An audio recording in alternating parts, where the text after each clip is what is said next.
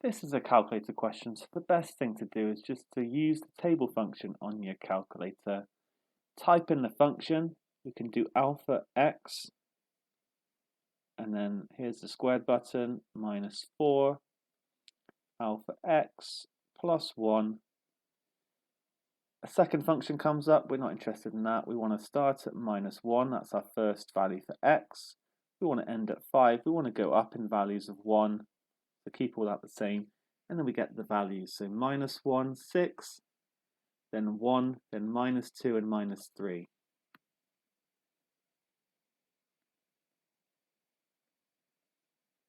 Great thing about this is that you can kind of see that you're doing it right because, yeah, the 0, 1 lines up. And we can check the 3, minus 2, that works. And we can check the 6, brilliant. And then we just put the 1 in. You can do this by hand, you just have to be careful with negatives.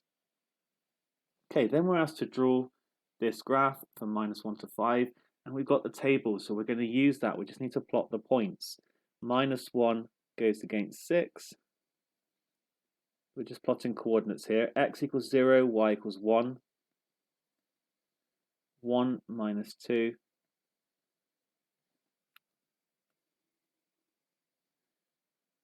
2 minus 3.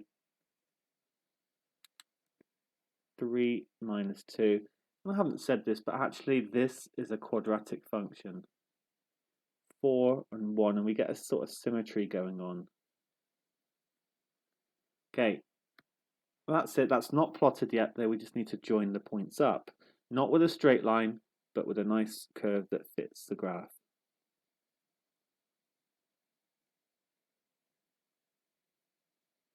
Okay, I'm going to try that again. It's actually quite hard doing it with this pen. I'm going to go the other way.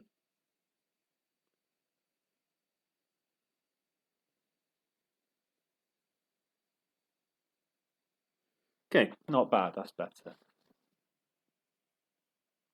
On the same grid, draw the graph of y equals 2x minus 6. Now, there's a few ways you can do this. You could draw another table. There's nothing stopping you. If you're not confident with this topic, get that table out there. Maybe do 0, 1, 2, 3. See what happens. You can even put it in your calculator again. I'm going to do it without. Minus 6 when x is 0. 2 times 1, I'm going to get minus 4. Then I'm going to get minus 2. And then I'm going to get 0. The other way of doing this question is to use the fact that it's y equals mx plus c. That's the quick way of doing it. C is minus 6, that's the intercept, and then I go along 1 and up 2, along 1, up 2, along 1 and up 2, along 1 and up 2. And I actually see that doing it this method, I get exactly the same values in the table. So that's good, that's brilliant.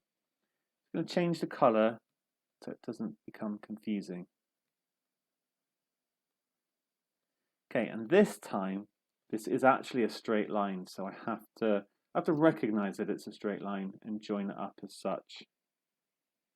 So it does say between minus 1 and 5, so I need to make sure it goes on through those points as well. But me plotting some points is just me kind of getting a feel of what the function looks like. I could have carried on, I could have included minus 1 and 4, 4 and 5. I just plotted a few, I knew it was a straight line, I knew it would extend from then on. And then finally, we're asked to solve this equation. And this is actually the solution to the following simultaneous equation. Y equals x squared minus 4x plus 1. And y equals 2x minus 6. And the solution to this equation is where the curves intersect. So I'm basically looking at this point here and this point here.